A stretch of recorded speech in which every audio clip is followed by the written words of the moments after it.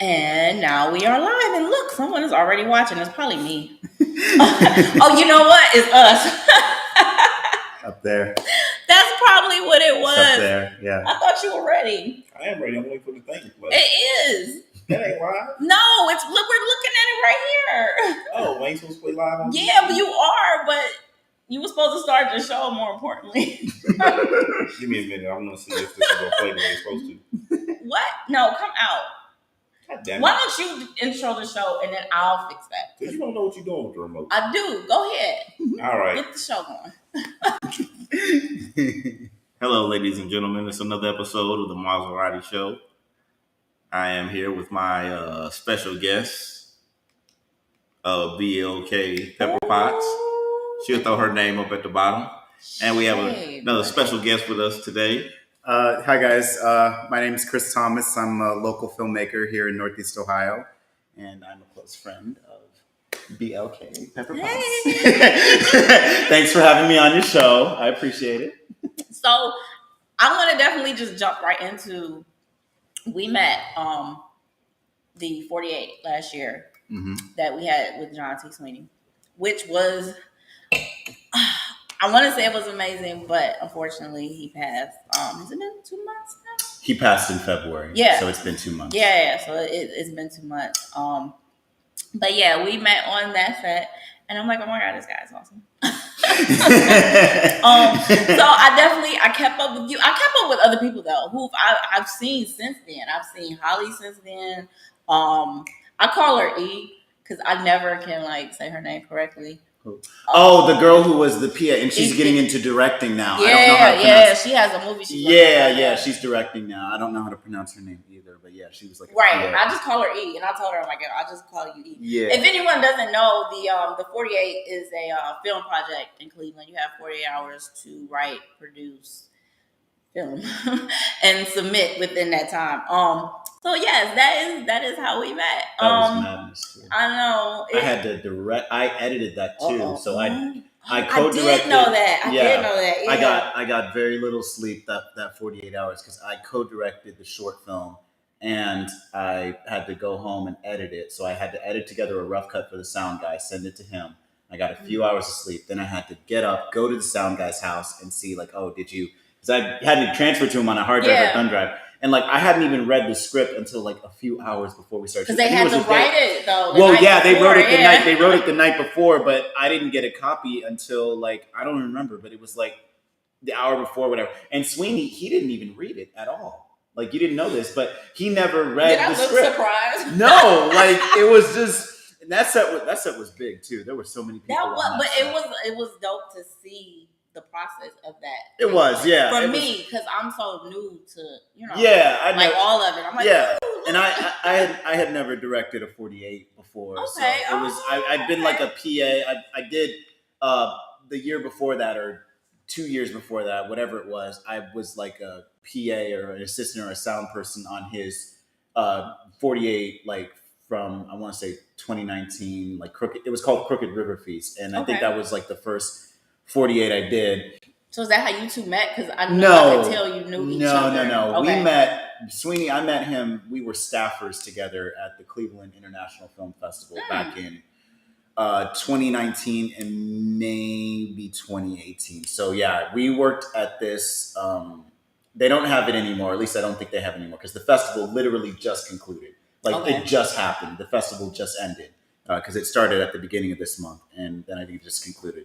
So we worked at this exhibit. This is back when they had it at Tower City Cinemas.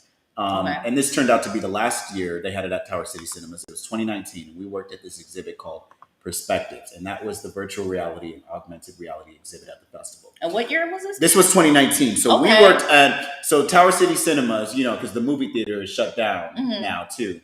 But there was the movie theater, which had the main festival and had all the movies. And then there was this empty storefront, this empty retail store inside Tower City's mall that they converted into the Perspectives room. And basically what it was you could watch virtual reality, short films, and interactive media So we had a little computer station that had little interactive media, like you could watch short films, like kind of a choose your own adventure type stuff. I think I was in something like that, and they had like a space station one too. Yeah, something like that. Yeah, they had games. They had a few games in there too. But it was around that time. Yeah. But it wasn't you though, because I was about to say it wasn't. But no, that was a different year than what you were talking about. And then, well, I did work there. I want to say 2 years because I was a volunteer, 2017.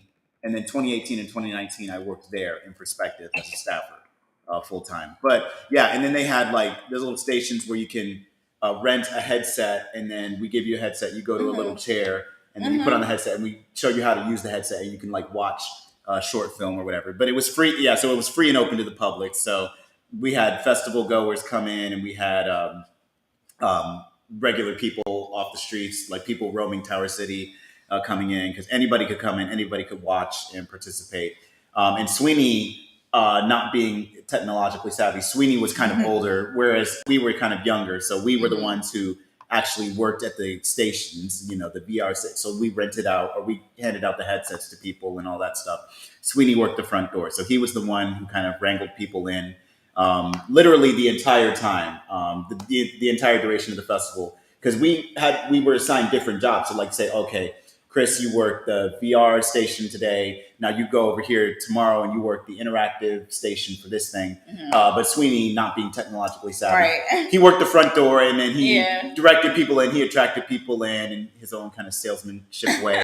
But yeah, and then we had, kind of before work, during lunches and breaks and stuff, we talked and we exchanged numbers and he told me how, because Sweeney had Hollywood experience. He worked on, he was a producer on, I want to say Blade 2, I think, and League of Extraordinary Gentlemen. He was on the Triple X one. Triple X, yeah. So, yeah, he had he had Hollywood experience and he knew quite a few people. And then he kind of said, you want to work on this short film with me and that sort of thing. So, yeah, we worked on quite a few projects together. There were some projects that didn't get made or projects that were never completed because of his passing. So there was, we did one in the arcade down on Euclid, the big arcade thing, not the 5th Street arcade, but like the big one. Yeah. We did like a Great Gatsby type of thing. So it was a couple of actors. And was Luther in that? Because I was he was the butler in that. You want to know how I put that together? How? So you really got to pay attention to what people be doing. Yeah. Alex, he would post pictures with Luther. Yes. And I didn't know what they were. And because you said it wasn't completed. And I remember around that time that Sweeney was sick also. Yeah. Yeah. Okay. Alex was there so and he took pictures. Yeah. Was that a oops or? Yeah. I mean, because here's the thing. I have to find it because I have the last 2 short films that we completed. The 48 was the absolute last thing he did. He and I co-directed it. And then I have to find Gatsby somewhere because Gatsby might still be on my computer because I edited his last few projects. And I think maybe Gatsby is somewhere because that's not completed. We still have to get like the 2 lead actresses who were in that. We needed to get, actually all the actors, we needed to get I think ADR. We need to get them saying their lines because the dialogue, the audio in the audio in the arcade wasn't good. So I would say I would love to help you with that, but I don't know how much. I don't know. Yeah, I don't know. Yeah, but that was what we just witnessed, and it was crazy while you were talking. Yeah. Did you see that happen? I muted the audio. It is somehow, some way. Okay. Blew the Yeti microphone. Okay. I don't know what's going on. But so is it picking up? It definitely is. Yeah, it's working. Okay. I saw it pop up while you were. And I'm just like, wow, whatever. Let's hope it stays that way. Yeah. But it's you have worked with him that people would want to see. It depends on how you think he would feel about it. I guess. Yeah, it's because he mentioned the last conversation we had before he passed away. We were on the phone and we were talking about. I was asking for him for advice on how to produce and what how do you attract money and all this other stuff. And he gave me some advice. And then he mentioned that he wanted to get like the old gang, because the people who the casting crew of the Gatsby project and the other things, like he kind of had like this circle of people that he liked working with. Luther was in that circle. Brian Bowers was in that circle. Tell. Yeah. And I was in there, and he mentioned that he wanted all of us to get back together and do, one last project. Or no, because he was in the hospital at this time, and this was like January. Okay. So he talked about how he wanted everybody to he wanted to get us all together when he got better again. He was like, that's how we ended the phone conversation. It's like, I want to get everyone together again so we can do another project again. And, me not knowing how bad his condition was, I fully expected him to recover. And I was like, oh yeah, okay. Just let me know and let me know when. And then I'm not on Facebook is the thing. So when somebody else, Louis Neil Schneider, the lead actor in our 48, I know he was the one who actually... Tim Hale, yeah. They live together. We got to talk about what I want to do with that. But we'll discuss that off. Louis Neil Schneider, because I'm not on Facebook, and apparently Brian Bowers was the one who was talking about his ailing health on Facebook. You probably saw that. But when I saw him last, I could tell he was. I didn't. Well, So I didn't know. So I was at work, and Louis was the one who texted me and broke the news to me. Sweeney passed away, and I was stunned because I was just like, "Oh, so you skipped straight?" I didn't know because I'm not on Facebook. Wow. I didn't hear any news because Brian was talking about his ailing health, and then Brian was the one who broke the news on Facebook, and I was the one who was just like, where did this come from? Because I didn't know how bad he had gotten. But you skipped straight to the I just talked to you. Right. Because I talked to him a month before he passed. But it was, obviously it was a pleasure working with him. He cracked me up a lot. And, I learned a lot from him. He has a very, you gotta get to know him kind of sense of humor. Yeah. Because he's one of those. Definitely have to say that part. Yeah, he's one of those type of people where it's just like, if you don't know him, you'd be like, oh. But if you were his friend, you'd be like, oh, you're and just luckily for me, I got that right away. Yeah, because I was in a room with him and Bill Franklin. Yeah, and you know how Bill is with Bill. His laugh. Yeah, Bill's laugh is distinct. Yeah, he has a distinct laugh. Yeah, so it was just like a comfortable enough setting that. Yeah, but I've met with him a couple times outside of the 48 project. Mm-hmm. And just had a conversation with him, just like how you were saying you guys had talked on the phone. Yeah, and it's nice to talk to someone with so much experience that is willing to just have a conversation with you and not expect anything in return. Not expect, but it's the point. The point of it, just a conversation, not even a Q&A, an actual freaking conversation. So it was. I was like, yo, at least I got to know you. It was great. I mean, I think my thing with that project, with the 40 in particular, and another project that I did, want to say how many? Because the 48 was, what was that, 2020? Yeah, it was 2020. It was recent. No, it was last year.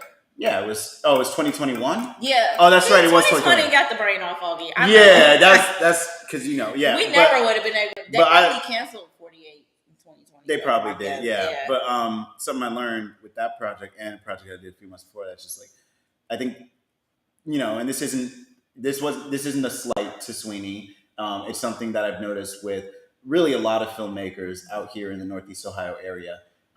It's just like I kind of had to step back from the whole idea of having a big cast and a big crew because that 48 was massive. I've never done a project. That's a lot to you?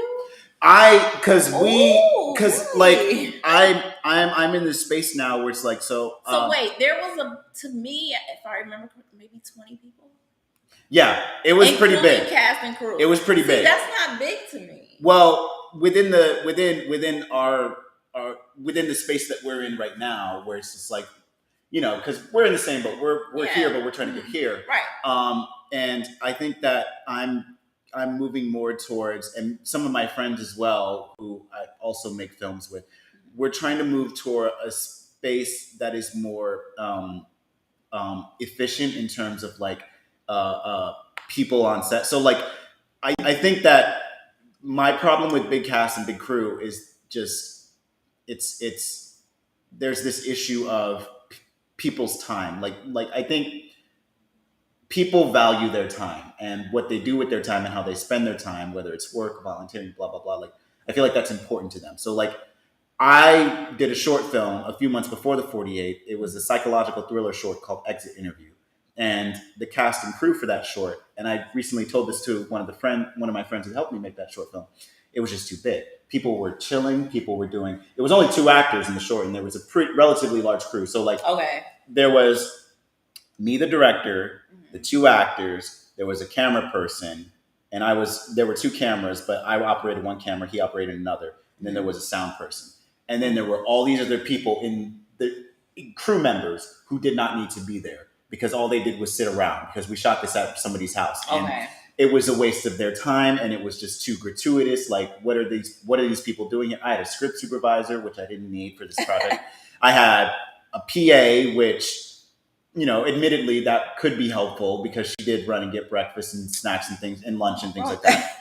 But there were all these other people, and it was just like, Alex was there. He took pictures, and there were other people. It was just like, don't get me wrong. I like spending time with people, especially on set.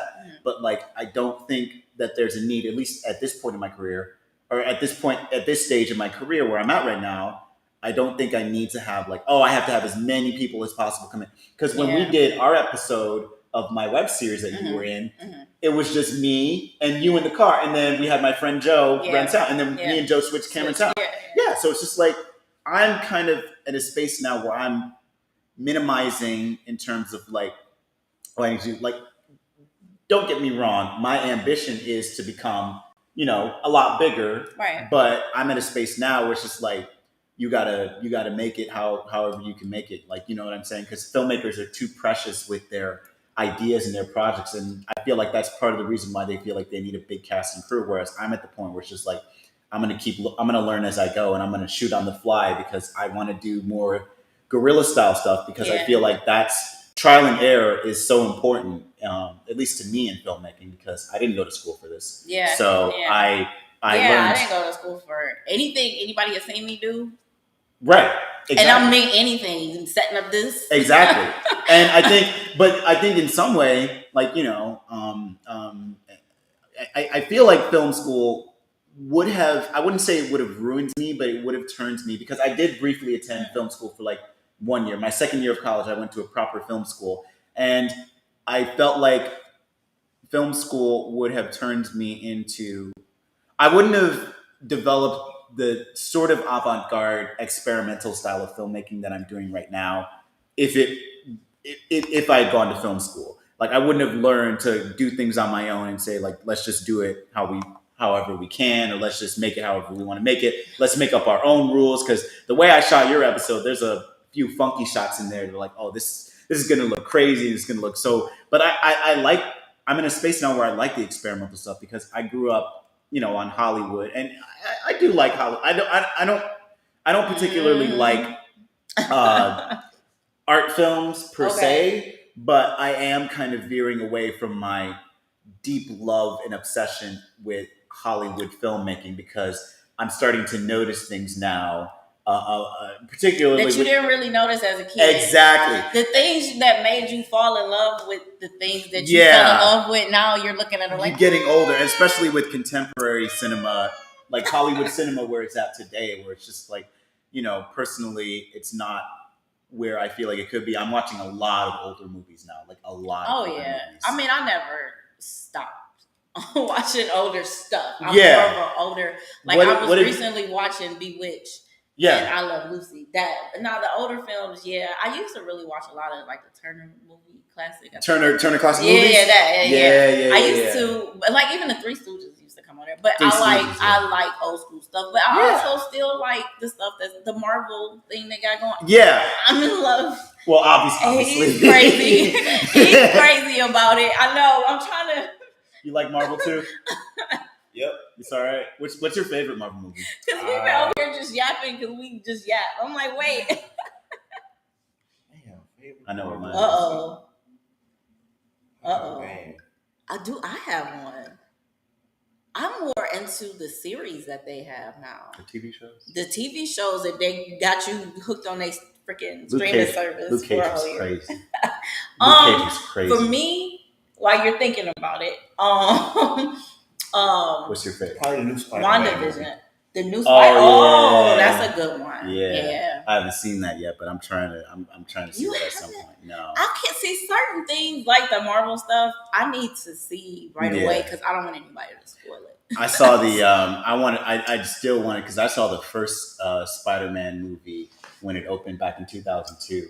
And that's what got me hooked on superhero movies. That was different though. Now it was the first. That was the first. Marvel. Yeah, but that was really the first movie that really kind of ushered in this current era of like superhero movies that we're seeing. So like, I mean, there was Tim Burton's Batman from 1989. That was a big success. It was. We had Superman in the 70s. You have to give the credit to Blade. Blade was true. That's a good point. Yeah, that's a good point. That's a good point. Wesley Snipes did his thing. That's why I'm like, no. That's a good one. Yeah, but yeah. So like, for nostalgia purposes, though, I do. I do. Yeah, it's and in terms of commercial, because I think it made like over 800 million. And whenever something makes a lot of money in Hollywood, other studios are like, oh, let's do it. Because right after that, they did Incredible Hulk. What was it for you? No, you good. What was it for you? What movie brought you into the shit? Iron Man. Mm-hmm. Oh well, that makes sense. Did you name your favorite? He named it. He said the new Spider-Man. Oh yeah, that's how we started the conversation. I like Winter Soldier. Out of all of them, Winter Soldier was amazing. I hate Captain America. I loved that one. That was the first, because like most of the Marvel movies, and I'm not saying this to diss Marvel, a lot of them are pretty lighthearted comedies, and those are good, and I like most of them because they are very funny. But like, there's this very much lighthearted comedy feel. Particularly with all the movies that came before Winter Soldier. You think about the first Avengers movie, the 2 Iron Man movies, the Thor movies. Yeah. But then you get to the Winter Soldier, and like immediately that was the one that like caused a total shift. Because Winter Soldier is not a funny movie. It's not very funny at all. Like, I mean, there's funny parts in there, but for the most part, it's an intense like thriller. Like, it's an intense thriller. I didn't watch that one enough to say. You gotta, like, you watch it. I don't like him. When you watch it, because like, especially like compared to the movies that came before that, it was just like, oh, okay, so Marvel can, take risks here and there. Yeah, they can take a different look at what they're doing. Clearly, they already had plans for the risk that they were going to take. Yeah, like, that's stuff we haven't seen type risk. That's why I'm more on the show side, is because I'm like, yo, I haven't, a lot of the stuff they're doing, I haven't seen. I haven't seen what shows have I haven't really seen any of their shows. There was like I said, the WandaVision, that was my favorite. Yeah, Loki. Mm-hmm. What was the Falcon one? Falcon and the Winter Soldier. Was it Falcon and Winter Soldier? That's the one I didn't watch. I didn't like that one, so I didn't watch that one. Okay. I really like the What If episodes. Actually, you know what? WandaVision kind of took a back seat to that. Once I saw the What If, I was like, oh my God. Because I don't know. I guess it's okay to spoil it now if you haven't seen it. Once they got to the Watcher part with him fighting, that they could have ended the season to me there. Yeah, because what they did after that was not as great. But that whole Watcher, and he was looking the whole time, and Do you feel like because I haven't seen WandaVision. I will at some point. Okay. But with the movies though, do you feel like their romance was rushed? Because like, you think about it, Scarlet Witch. You gotta see WandaVision. Both characters. Oh, you gotta see WandaVision. Okay. You gotta see. Because I was gonna say in the movies they were both introduced in Age of Ultron. No. Then the following year they did Civil War, and then it's like Infinity War. It's like, oh, we're in a relationship. It felt rushed in the movies, but I haven't seen the series. You see the series, it's totally different, and they took a spin on something that you're gonna absolutely love. I don't even want to tell you what they did, because I go into all of these things like knowing nothing. Yeah. So then when I see it, it's like, oh wow, look at this! Like, I get to be like a little freaking kid. Yeah. Some people want trailers and previews. I'm like, nah, save all that. But we did have some topics here on the list. Let's get to it. let's see. Where shall we start? I'm just going to click on one because I can't. You didn't label them. I didn't. You know what's even more crazy? Oh wait, they appear. No wonder I couldn't find them. All right, so let's. You know what, Miles? We're gonna start with yours right here. Let's do that. I think that's how that makes that go over there. Winning time. But I'm probably. You're gonna have to explain what this is because I have.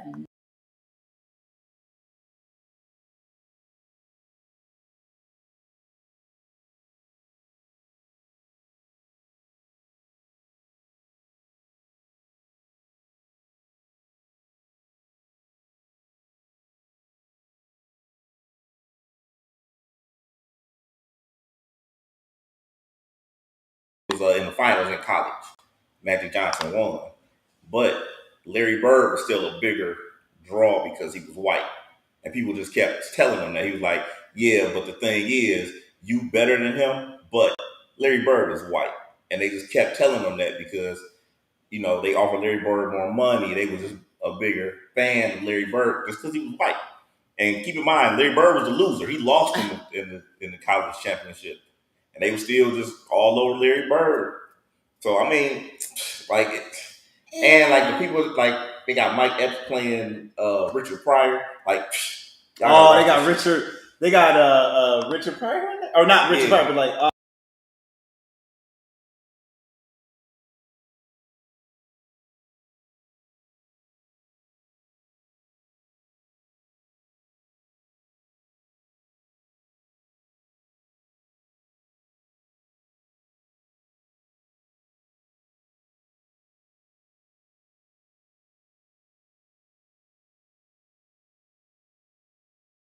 Crazy. I mean, they had everybody in there, like Iman, because Iman was married to somebody either on the Lakers or affiliated with the Lakers, and then later on she married David Bowie.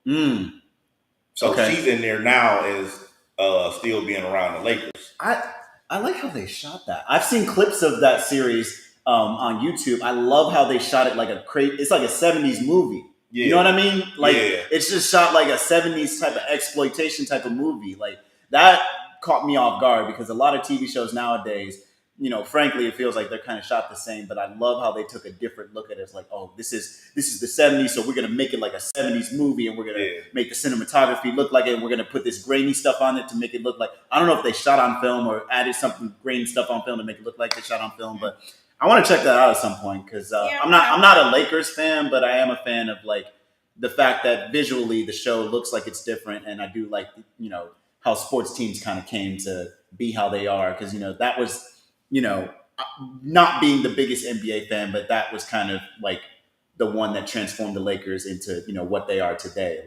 Like the big, how many championships aren't they tied with the Celtics for championships? Don't ask that question. Because I'm a sports fan. What's that? Yeah, they got a lot. They got a lot. I don't know how many. I know somebody's. Yeah, I feel like I just don't spill it. I know it's either the Celtics have more or the Lakers have more or they're tied. I know that those are the teams out there, and particularly, you know, with Larry Bird and Magic Johnson and their feud, I know that kind of, you know, fueled it. Oh, you looking it up now? Yeah, I mean, hello, welcome to technology. How many world? Who's 17? They got 17.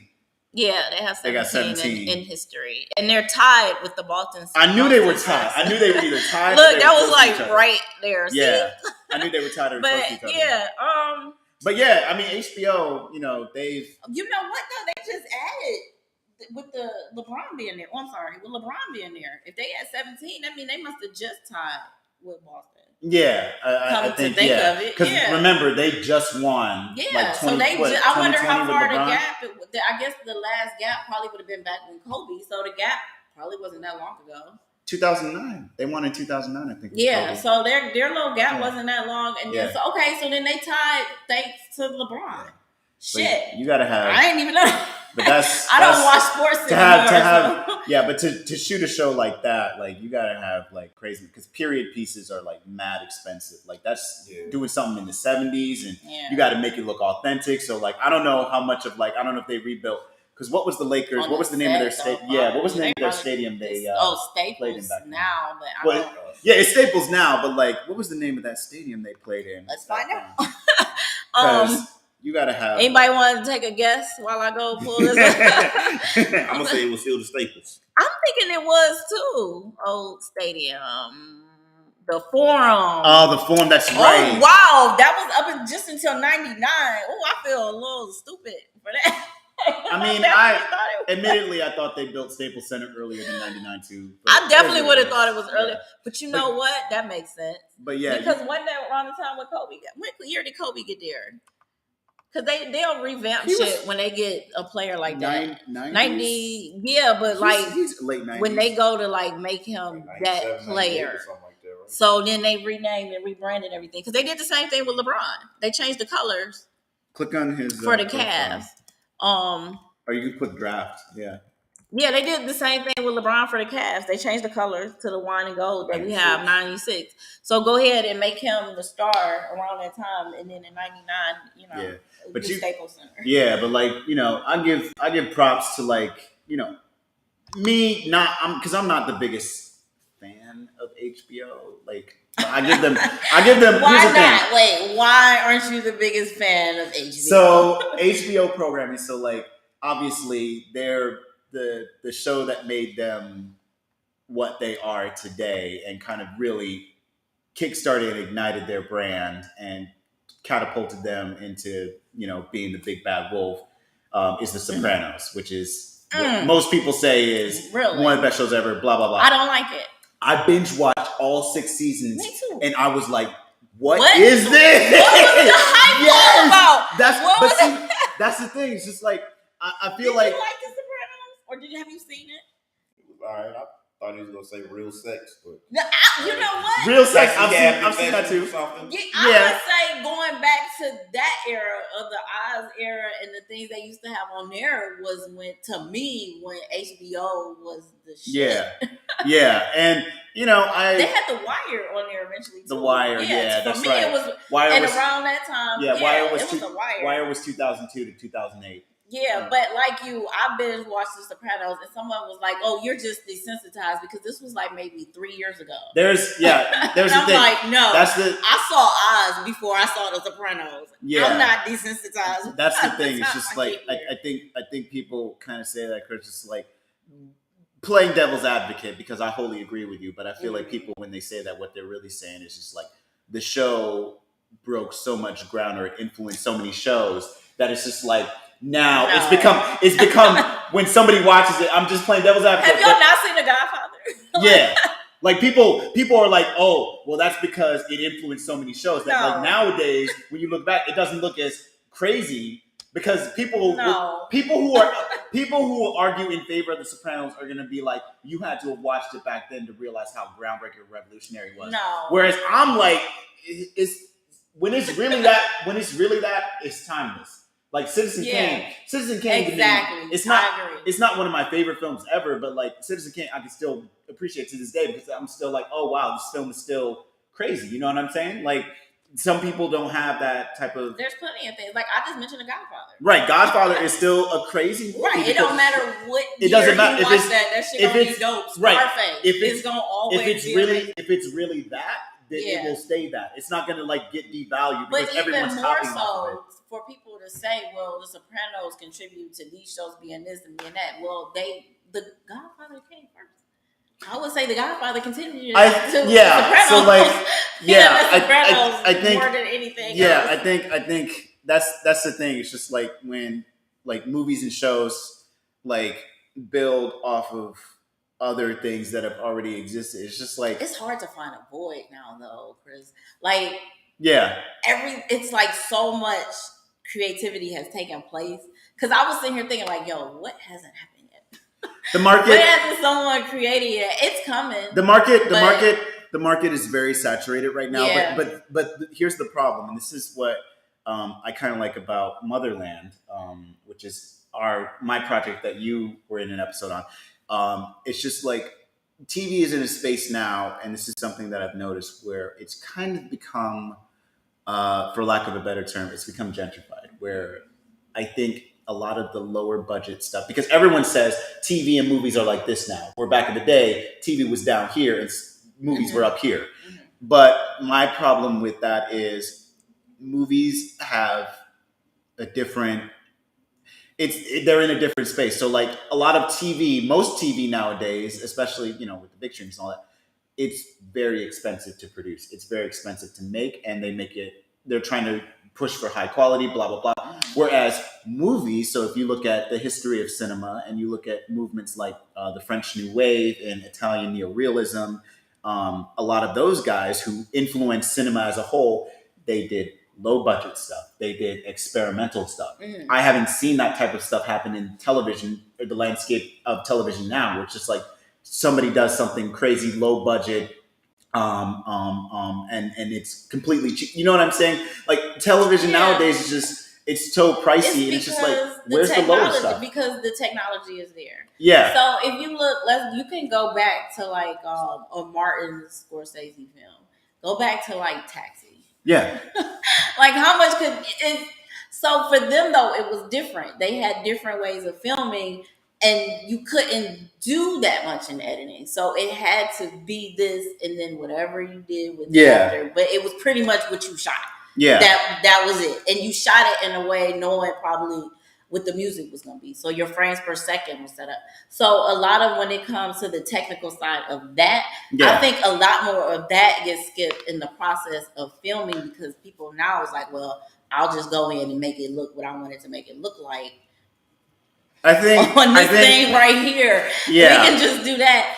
But when you do that, though, it takes away a lot of the creativity that we probably would rather have over. Now, I say that at the same time, I still love Marvel. We just had a whole conversation about it. So both coexisting. I think my thing is, I like the quote from Orson Welles.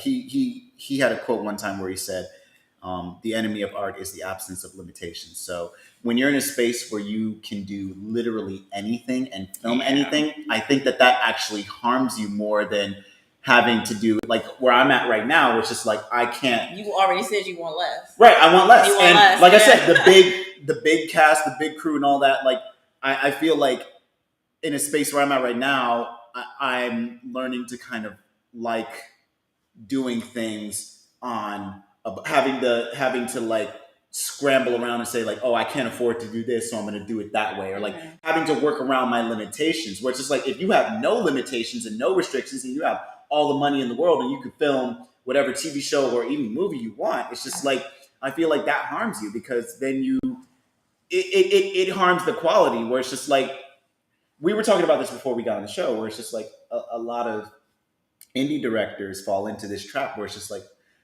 a lot of mainstream Hollywood directors today got their start doing indie stuff.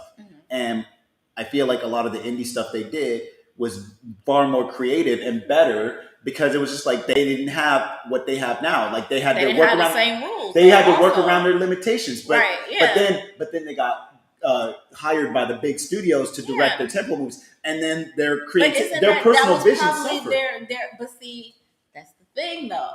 When you have a goal, and their goal probably would, and I'm sure the majority of them as well, myself, is to do the indie things in order to do the bigger budget films.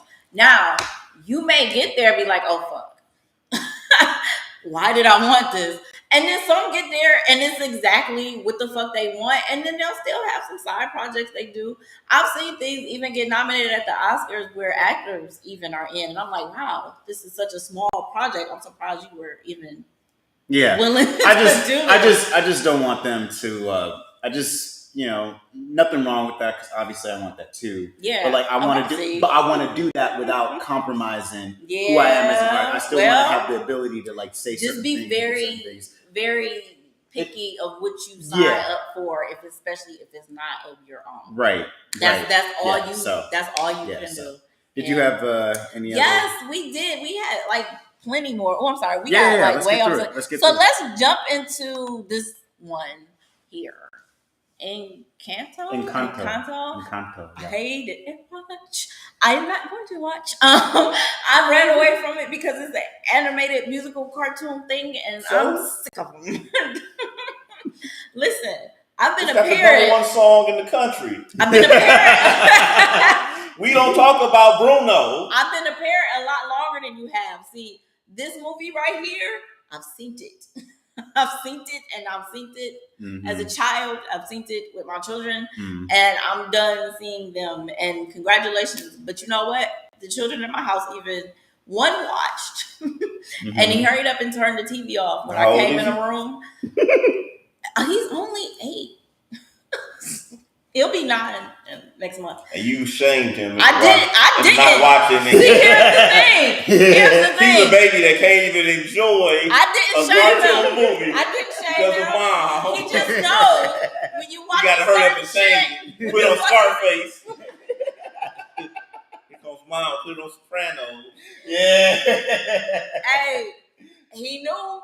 Yeah. That's all I got to say. He knew that he was gonna get laughed at for watching a cartoon musical. No, I'm not saying I would have shamed him, because there are some parents out there like that would have been like, no, it would have just been a joke. So your enjoyment of animated musicals, particularly Disney animated musicals, has been harmed by the fact that you're now a parent and your kids. I've just seen so many. But that was the point that was my question, or that was the question that I was trying to ask. Just like the fact that as a parent now, you've watched so many of them that you're just sick of it. Like you're just my kids have seen. Because I heard there were parents who were annoyed by the first Frozen movie and Let It Go. I didn't even watch that. That's about the time it started for me. Because see, that's why I said I've seen so many as a child myself. Right. And then now these kids, but like I said, mine's pretty much it. Now they do watch animated stuff. He's really into all the Marvel stuff. He loves all that shit. And I didn't get him watching that. He likes Star Wars. Yeah. Yeah. I didn't even know he was watching that. So yeah, it's just I ain't watching that. You watched it. You liked it. You watched it even without your kid, according to you. Yeah, shit.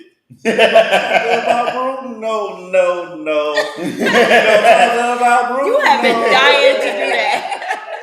We don't talk about Bruno. And the fucked up thing was, it wasn't even Bruno's fault.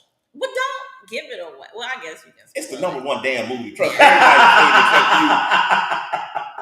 I didn't even. It wasn't until the Will and Jada incident for me to even know about the movie. So you didn't even know this movie I didn't existed? even know. And the Bruno little meme went around with Will Smith's face on them for the little singing routine that you saw or was just doing about him slapping Chris Rock, yeah. And that's how I found out about the movie. Isn't that goddamn sorry. Do you think you would enjoy the movie if you didn't have kids? If you were... At this point, would I still be into animated cartoon musicals? Probably not. Okay. All right. I probably because the things that now up until the point of around Frozen, I probably would still be even into them without having kids. Okay. So yeah, I'd probably just be tired of it. But I think that you would probably be into it because now it's a little more diverse. They got Hispanics and blacks. And it's that's not great. Before, I'm glad it finally happened. But that Pocahontas story was total bullshit. Exactly. If they had went to the real Pocahontas story, it'd be a completely different story. You know what's crazy? I've heard about the rape, pillage, kidnapping. But those stories are different based upon where you live. So our Cinderella is a whole different version, but the version is different over in India somewhere. So they have their cultural references already. So they was probably looking at us like we was crazy. We yo, can we get something before we got Princess and the Frog? Because they already had their own shit. I think, yeah. Ain't that sad? That's so sad. I think it's, a lot of because I've seen documentaries on different animation studios and Disney, all that. It's just I feel like it's just if they're not, the companies themselves have just recently learned about diversity and all that. So it's just before, they had mostly white people there, so that's why their characters. There was never any incentive for them before, where it's just like nowadays there's more of a push towards, hey, what about can we have a story like you know what I'm saying? And they're hiring different nowadays. So it's just like, you know, the 90s when Disney had, you know, what they call the Disney Renaissance period, and they started making like that was 30 years ago. So it's just like now we're in a different space now in society and culturally, where it's just like there's more of a push for people want to see themselves on screen. So like Disney had to like, you know, pivot towards telling those type of stories, which is important. You know, I think cultural shifts in movies, even animated movies, you know, it's important. But yeah, I mean, I haven't seen Encanto, but I've heard it's good. I'm gonna check it out at some point. But yeah. All right, so let's see what we got next. We have Power Force. Book, what is that? 4. Power Book 4. Is this 50 Cent's? Yes. Yeah. Okay. His spinoff show. Oh, it's a spinoff show. How many is it total? How many spinoffs? There's Raising Kanan. There's this. There's Ghost Book 2. So it's 3? 3. Okay. Well, Wait, it's right there in our face. Book 4. Kanan. So a total. I just sat up here and said Power Book 4. We all like, I don't know. How is this show? Because I haven't seen it, but it looks intense. I mean, I like it because, you know, I'm just intrigued by certain things, like how they're going to play out. Yeah. Especially when you got somebody that divides their company. Like, if we have a company selling drugs and then all of a sudden the two head people don't get along no more and they go say, all right, so we will split it down the middle. I'm always interested in that because a lot of times that was pretty much the end of some shows. Like, you know, once Tommy and Ghost decided they was going to split up and they weren't cool no more, one of them niggas had to die. Yeah. The Wire, Avon Barksdale decided, you know what I'm saying? He was like, hey, listen, I'm trying to do my thing. Yeah. You still trying to be in the streets. Yeah. Once they decided to split up, nigga, somebody had to die. Yeah. They went after each other at the same time, though. Huh? They went after each other at the same time, though. Yeah. Shit. On The Wire. Avon had set him up to get killed like he did. But Stringer just so happened to snitch on him. So was Stringer trying to put him in jail just for a minute again? Or was he was trying to put him in jail for good. Okay, yeah. Well, yeah.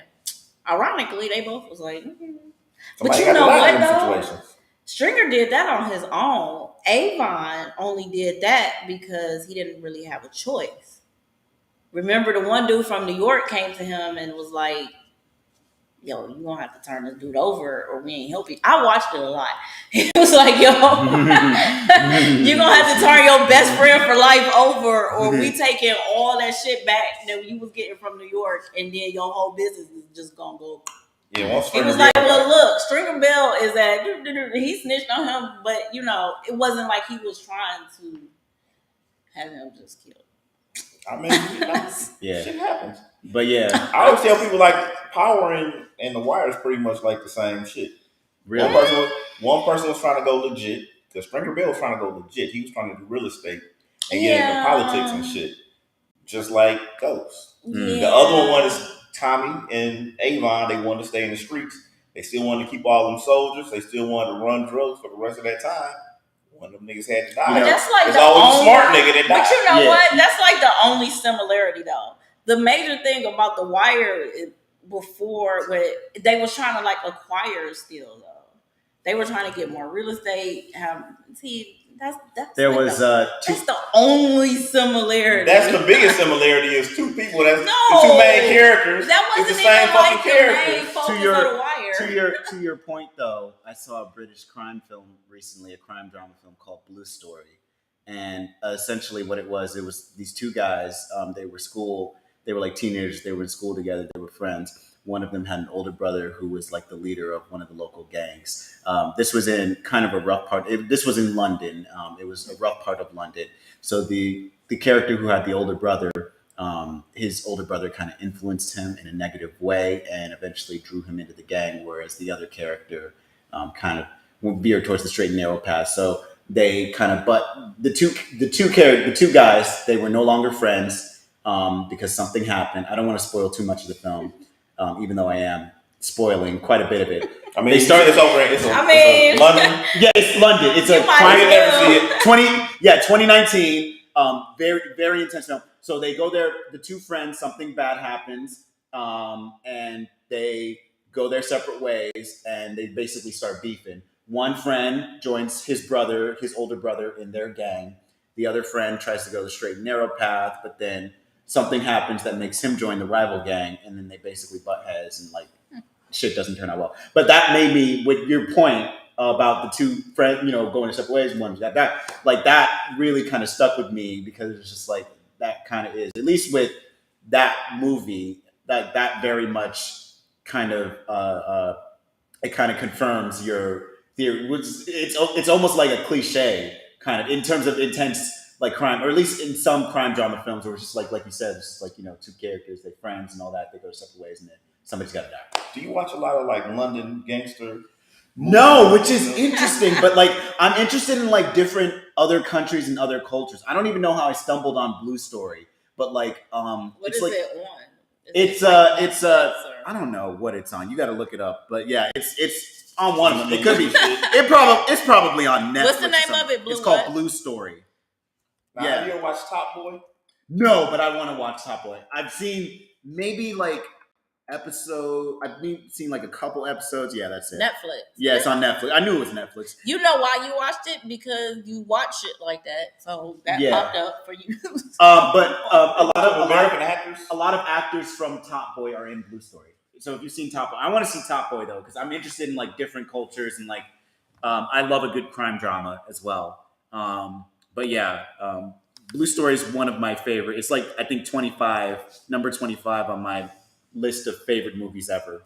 It's really good. It's certainly my favorite, most recent in terms of recent movies. It's my favorite recent movie. But it's really good. You should check it out. I have a hard time taking them serious with the accent. Is it because so this is actually why I've heard that like UK hip hop hasn't really blown up here in America for the same reason, because it's like people have a hard time getting over their accents and stuff. Because like I listen to those songs, and that's the problem with that. Now, I can do the movies and that's what I've heard online. Like people but are like, when I can't get over their accents. That, that's why I don't listen to UK. Forget it. Americans stole they shit already. They was drill music. Oh, drill music? Drill music. I thought drill music was Chicago. No, drill music started in the UK. Okay. Is it grime over there? Is that what it was called grime, and then started calling it drill. Yeah. That shit been going on for a long time. Oh, so we stole that from them. I think around that time, I didn't know they both happened. Because what you're saying, I've heard that before, but I thought they both kind of happened at like the same. They did not. So that's kind of. I'm kind of with her. I assumed that. I thought they did. I don't know, but I did know there though. were two different names. That's crazy. But if anyone asked, I would have thought grime music came first. Because that's why I said, wasn't it called? Because I think it was like initially called grime music. Yeah, boy, what was his name? Dizzy something? Oh, don't ask me that much. I did good for what I knew. Yeah. Don't do that. Yeah. And I only know that from like trying to get instrumentals and stuff. That's how I found out there was a difference. Yeah. I'm scared to click on anything else because it looks like that's all the titles of stuff that I got. Oh no. That's right. We have our throwback. Duh. Our TBT for the hold it down. Was Saved by the Bell, which I'm assuming everyone watched. Saved by the Bell. I watched it. I was just I noticed I didn't ask y'all beforehand because I'm like, everyone's seen Saved by the Bell, right? Mm-hmm. Yeah. I had watched this series like from start to finish. Except I stopped with the season where Tori came on because it's still to this day is weird to me that they graduated and then they were just back in school. Like with new person, a couple more people came back. Lisa was still there. Screech was still there. AC, he was still there, and it was just weird. So I always just cut that shit off. But yeah, I grew up watching Saved by the Bell. That's how old I am. You old as fuck. God damn. Yeah, I am. Because this is not a rerun for me. Saved by the Bell was not a rerun. You remember the episodes of the old Mr. Bellman? I was actually getting into that. Would you like to go ahead and talk about what season 1 was of? Hell no. Why? Because you older than me. Because I don't remember all them hoes' names. I don't remember. Miss Bliss was her name. Was that her name? Yeah, it was. It was called. I think it was the show was called Good Morning Miss Bliss. I think it was. I think that was the pilot. The pilot, yeah. I think that was I knew the pilot. It was either the pilot first season, and then first season was and then actually, they reworked it into Saved by the Bell. Yeah, when they gave it so the series. so why don't you tell us what the first season of Saved by the Bell is? Shit, I don't know what the first season was about. Oh, I remember Miss Bliss and the old Mr. Belden when that shit was whack. And then as soon as they got the new Mr. Belden with the ball, shit, it was on and popping. Yeah.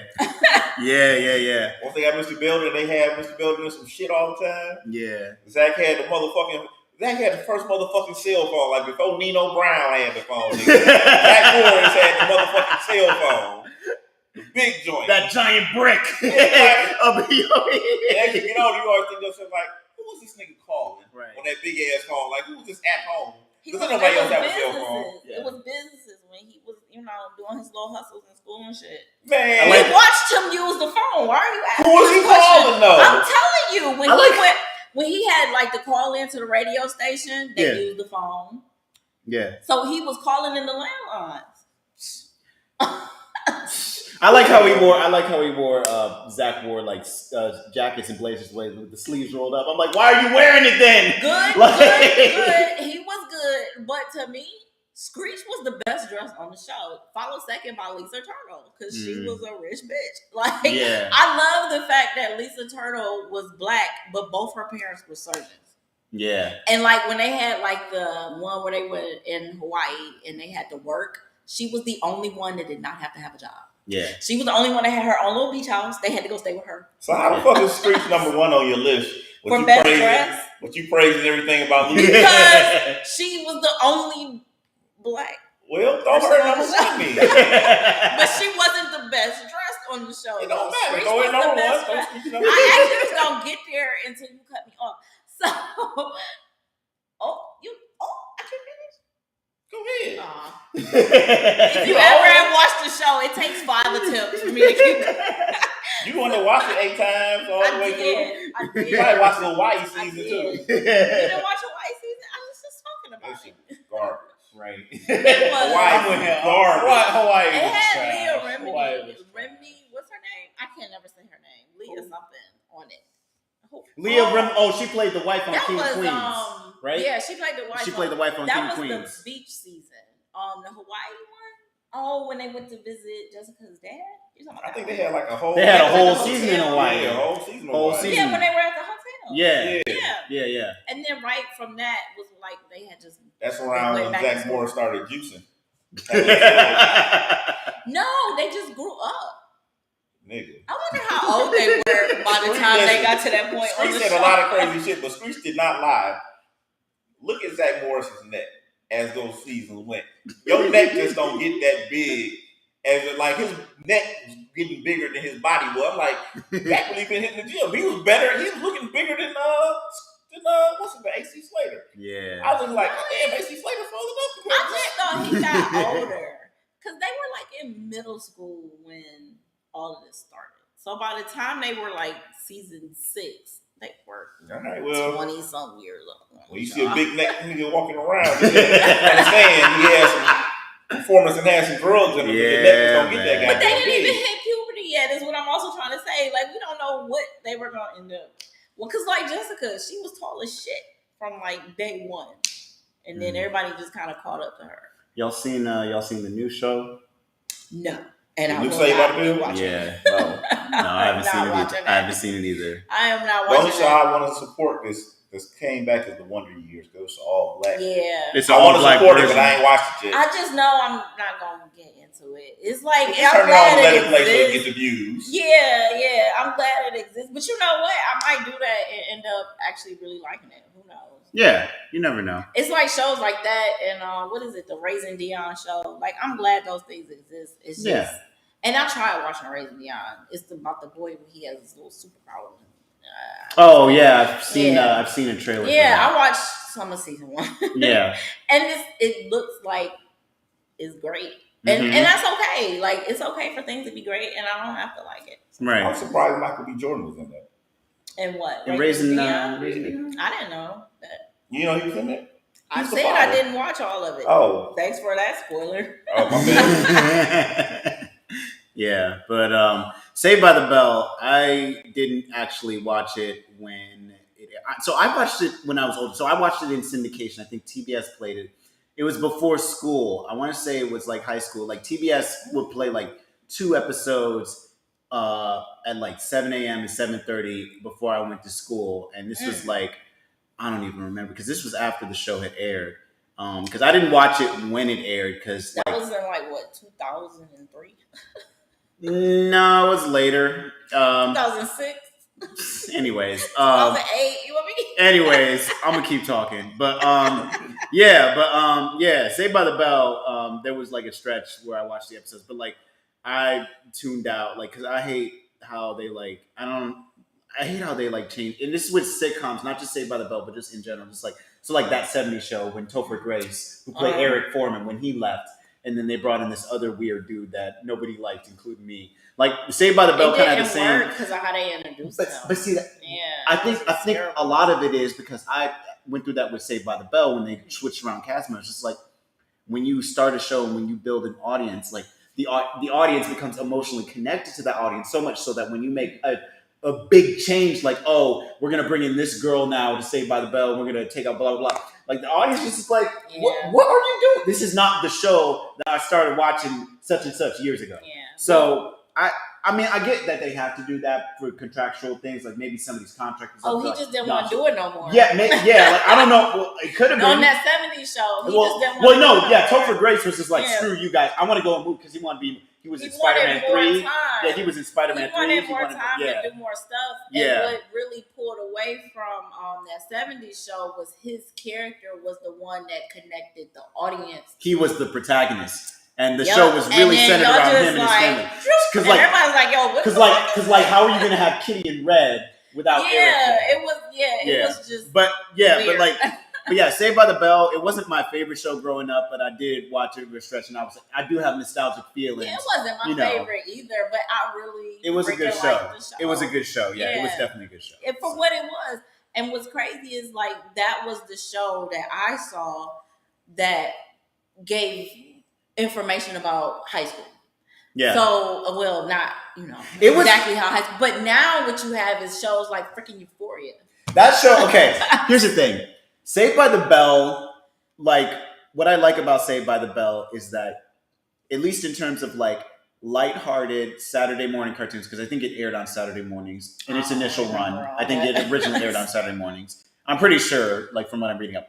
That show was not afraid of when they got older. They went to some dark places. Like when Jesse got addicted to those pills and drugs and all that. And caffeine pills. Caffeine pills. Yeah, they couldn't do for real drugs, even though high school. Caffeine pills. But like, I think what I like about that, I like shows that are like family friendly or like okay for kids to watch, but at the same, they're not afraid to push the bar and teach kids some things about the world that like they need. I mean, it's not like they had a choice at that time. Yeah. Like the rules were different at that time. Like a show like Euphoria would not have aired. Euphoria's for us to be able to watch like Saved by the Bell like it never would have happened.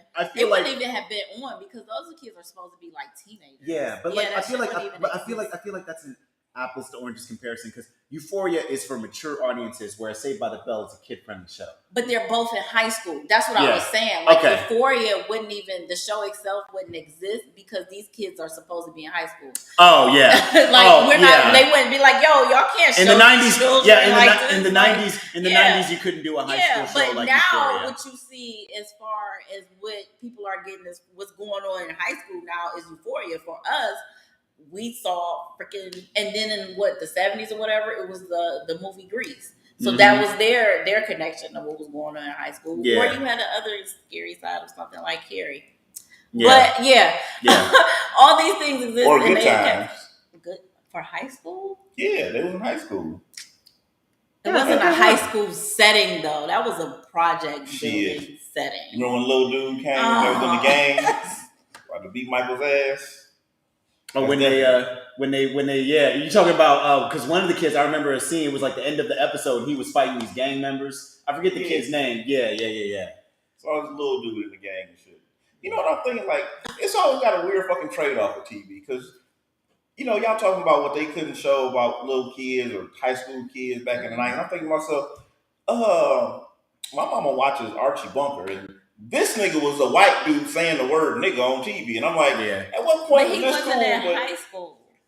I mean, yeah. That's what I was saying. Like, what things that like targeted kids? Because honestly, Euphoria targets. I mean, the age group of like maybe 16 and 17. But if you go censor.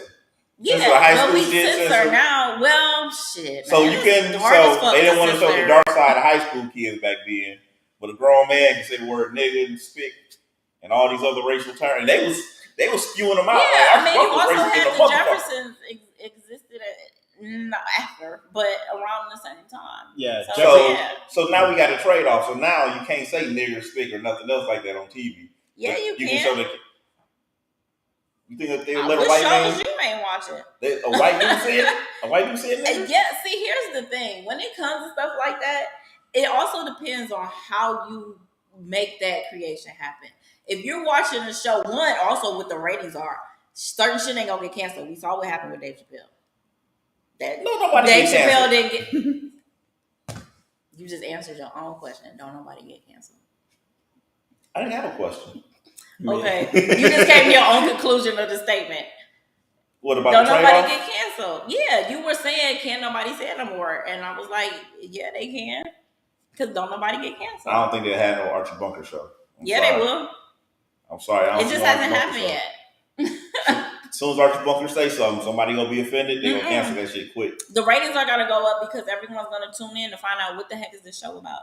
And if you've done it properly, and if it's a good show or movie or whatever it is, and people really like it, if it's funny or if it's comedic or for whatever it's supposed to be, congratulations. It's just gonna get canceled. No such thing as bad publicity.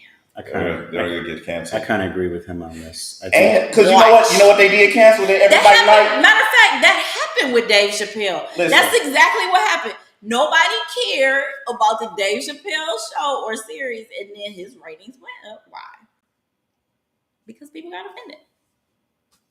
His ratings went up as far as what? People watching his series because people got offended. What was the old series, the reruns of the series? Chappelle? You talking about Chappelle? The last Chappelle, no. You talking about the series? His comedy stand-up. Oh, his stand-up events. No, everybody watched that. Yeah. Nobody was watching it until they found out that he was having what he was saying on there when he was talking about the LGBTQ community. And then all of a sudden, everybody was like, "What's going on in Dave Chappelle comedy show?" So series.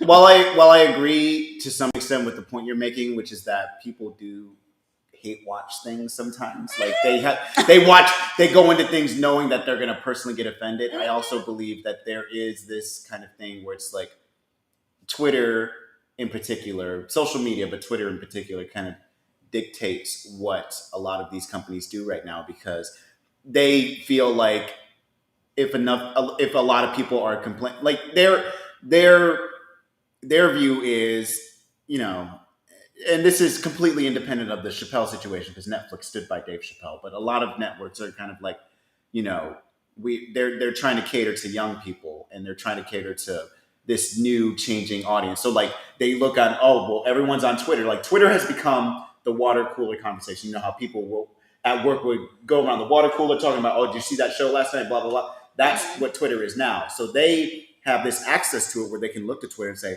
what are people saying about this show and this brand? So it's just like a lot of Twitter is complaining about things, frankly. I think a lot of these social media companies kind of know it's just like the longer they keep you on their platform, they don't care what kind of mental health effects that their platforms have on you. The longer they keep you on there, the more money that they can make off of you by selling your information to advertisers and whatever. So the thing with cancel culture, which is where Twitter resides primarily, it's just like companies see, they're offended by this, or they're offended by that. Like companies are so desperate to please this new audience, this young audience, and this audience that's mobile and on social media now 24/7, that as soon as a bunch of people, it doesn't even have to be like a whole lot of people, but like a vocal minority complains about something on Twitter, they're quick to say, "Oh, let's cut the axe on this." It didn't happen with Chappelle, as we saw, because Netflix stood by him. He's still doing fine. The most Twitter can do is cut the axe on your Twitter account. Though. No. I'm talking about your show. I'm talking about I'm talking about people complaining about a show or something that an actor does, because it's. I do think that we're in this space where it's like Mel Brooks said, who said Blazing Saddles couldn't be made today, which frankly I agree with. But the problem, here's my problem with social media. But I love Blazing Saddles. I know, but see that I do too. But that's the point I'm trying to make. They don't understand. A lot of people on social media, at least in my mind, don't understand the difference between the artist's intent and what the characters are trying to say. So if you look at Blazing Saddles is a very politically incorrect film. They say the N-word. They have a lot of racial jokes in there and blah blah blah. But if you watch it closely, which a lot of people on social media don't really seem to do, it's the biggest jokes in Blazing Saddles are against the racist white characters. Yeah, they're the biggest jokes. Like they're the targets of the biggest jokes. They're the biggest butt of the jokes or whatever. My dad had me watch that as a kid. And the black sheriff, he's basically a badass for the entire movie. Yeah, he's a badass. Yeah, he goes off the whole movie. Right. So to All in the Family, the same thing. People listen to what Archie Bunker is saying, but they don't understand the artist's intent behind what Archie Bunker said. No one should aspire to be like Archie Bunker, because Archie Bunker is a racist asshole. Facts, but people watch it on the surface. Archie had Lionel also. Lionel was there before George got there. Yeah. And he would be the same thing that the sheriff was on Blake. Right. He was same character. But see, that's the thing. It's just like people look at on the surface like, oh, Archie Bunker's a racist. And people don't look deeper and say like, oh, like the artist is making fun of these dumb racist jerks who say stupid things. Like Archie Bunker is the both biggest. Get made fun of though at the same time. Yeah. Because there will be some things, them little hidden little jabs. They can do it. They all right, they make jabs too. But that's 70s. See, the beauty of it is, at least for the three of us sitting here, is that at least we can laugh at it. Yeah. At least we can find the humor because, and to an extent, there's an exaggeration of real life. It is. It's a heightened reality. There's an Archie Bunker somewhere always. Maybe not as crazy as him, but they exist. Crazier. Or like maybe not crazier, yeah. But crazier, I think, a little less crazy. I think Archie Bunker. I think we're at a place now where it's just like social media makes things instantaneous, so people immediately react to things, so they can watch things like All in the Family or Blazing Saddles, and they immediately react. So they look at the surface level, saying like, "Oh, Archie Bunker said the N-word. I'm going to go on Twitter and complain about it." And it's just like they don't look at the subtext beneath it, where it's just like racism is wrong. For real, he's more abusive to Edith. Yeah, like the shit he would say to her. Because doesn't he make comments about women too? Yeah, women also, but it's just how he treats her in general was really fucked up. Yeah. He was. Yeah, because that's something else. I told you I like the old shows more than the old movies. I rewatched that shit like, damn, Edith. I think, and I think it's important to like have no choice. And see the women of that facts though. No, it's not even what she looked like, but the women of that time. That is a good point, because it's always the question of, how the marriages lasted longer then than they do now. And I would say that a lot. Like, the options were different. Right. Back then, the options was definitely different for women than they are now. Right. So that's definitely a reason, because like I said, it's always an exaggeration of real life. There's an Edith out there somewhere too. And there's an Archie and an Edith. There's plenty of together. Yeah. Along with, what's her name? Gloria. What was the boyfriend or the husband rather? Because they ended up getting married. The son-in-law. You talk about Rob Reiner's character? Oh, how you gonna remember the real? I remember his real Meathead or something like that. Yeah, that's what Big Dummy. I think something like that. Yeah. Dang, we can't remember all that about him. And I watch a lot of the reruns. a lot, because that was like the reruns that the grandparents and the parents. Who was responsible for that? They had a hell of a run. Oh, I think Archie Bunker, then it was. Oh yeah, they did. They were around for a while. Sanford and the Jeffersons. Norman Lear produced all those shows. All in the Family was the big one. Jeffersons was a spin-off of All in the Family, and I think Maude. Yeah. Shit. Maude, yeah. Maude but too. All in the Family was actually a remake of a British show that I can't remember the name of. And I feel like I've heard that before. Yeah, All in the Family is a remake of a British show. I don't remember. But yeah, Norman Lear produced all those shows, and yeah, he was he's still alive actually. He's in his 90s. What's his name? Get away with all that shit. What's his name? He was British. He used to chase the girls. It's on the tip of my tongue. What the fuck was his name? I don't remember. That's not. Every episode, they play that little goofy ass music. Oh, the music. Oh, yeah. Shoot. Benny Hill. Yeah, Benny Hill. That's exactly what that is. Yeah. Benny Hill. My God, my dad would have me watch stuff that I don't know. My mom would. Yeah. I think your dad don't watch the show because he gonna be like, "Can you shut up?" Oh, listen. Where would they find each other? They don't. Them talk here, right? But yeah, they put a lot of crazy stuff on back in the day. Like I remember Married with Children. I didn't watch it during its original run, but I watched it when it was on syndication like a few years back, and I was like, "Woo, that would have got crazy!" You couldn't do that. I love that. You couldn't do that today. That show was crazy. For me, and it's like I just feel like when it's done well, if it's done good, of course, Married with Children wouldn't work now as a sitcom of being what it was, or it might if it never happened before. See, that's so the you thing. Talk about Marcy. If it's missing, yep. Because he said she was a lesbian. She made jokes about her being flat chested, made all crazy type of jokes. I don't know, man. Yeah, the women would have been on there like, nah. Because I've heard these kind of jokes on other shows. It's just with these shows we're talking about now, those kind of things was like the main focus of the show's storyline, even.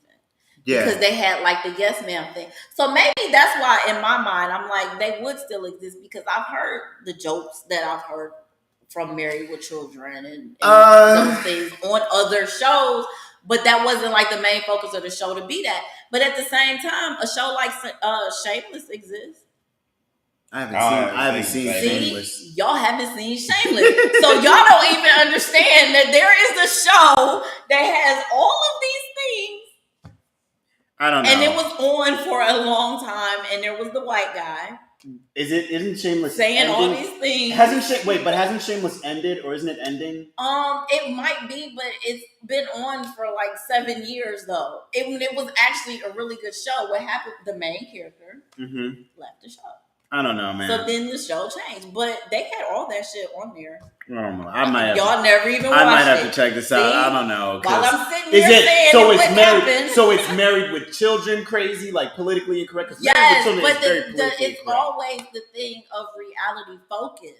Okay. So here you have this thing, and it's happened in Chicago. You actually would love that show because before COVID also had an impact on the show, and they were transitioning from the main character, but they go into the gentrification. They expose all that, how it's happening, what's going on, different perspective, white, black, and Hispanic. Yeah. I actually should have watched that show. And we're going to wrap this show up too because we are definitely over. I didn't know how long the show lasted, so I was just chilling here talking. It was only supposed to be an hour. Well, we had a delay because No, I'm looking how long we've been filming. Oh, how long has it been? Oh, okay. Only 18 minutes. So thank you again, our guest. We just had amazing conversation. I saw a few people coming out, and watching. So thank you for everyone that tuned in. Go ahead and tell everyone where to find you. If you have a release date. Yeah. So at Soup TV, Soup with 2 P's, on Facebook, Twitter, and Instagram. That's pretty much where you can find me right now. And then I'll put in the link in my bio for all of those social media accounts. I'll put my YouTube channel if you guys want to check out the short films I've done. I've done 2 feature films, a bunch of short films. I've done a web series called The Motherland, which is about the city of Cleveland. It's an anthology series, so each episode is a different story about the lives of different working class Clevelanders. Season 2 is coming up soon. It's coming up in July. This lovely woman is going to be the star of one of the episodes. We shot something a few months back with one of my friends, so she'll be in it. So you can say his name. It's okay. Oh, my friend who helped us? Oh, yeah. So his name was Joe Kowalski. I didn't know you wanted it. His name is Joe Kowalski. Yeah, really close. Was he with you for the whole project, or he was with me for most of it, and then our friend Aaron. So they both kind of helped me film and record all the episodes. And sometimes Joe would help me. Sometimes Aaron helped me. Sometimes they both would help me. So shout out to both of them. Yeah. Aaron Winay, Joe Kowalski, my best friends right now, my filmmaking partners in crime. And that's coming out in July, so be on the lookout for that. And here and there, I release short films in between the big projects. And I'm looking to help out any other Northeast Ohio film or art people as well. So if you have a project coming up, feel free to reach out to me on social media. And thanks for having me, guys. Oh, thanks for coming. Yeah, appreciate it. So, well, I'm Maserati again because I know. I was looking at the time like, oh my gosh, I kind of got stuck. Like, I can't believe we went over time so bad. If you're tuning in live, Facebook, YouTube, Twitch, and Twitter, just say fuck it. It's supposed to be Thursday, starting at 7 p.m. I'm looking better at that, I promise you. Be okay, Pepper Potts. I'm Maserati, of course. Why? Oh yeah, that's right. We have outro. Yeah, y'all can just keep waving for like a hot second. I'm not about to keep waving. Like,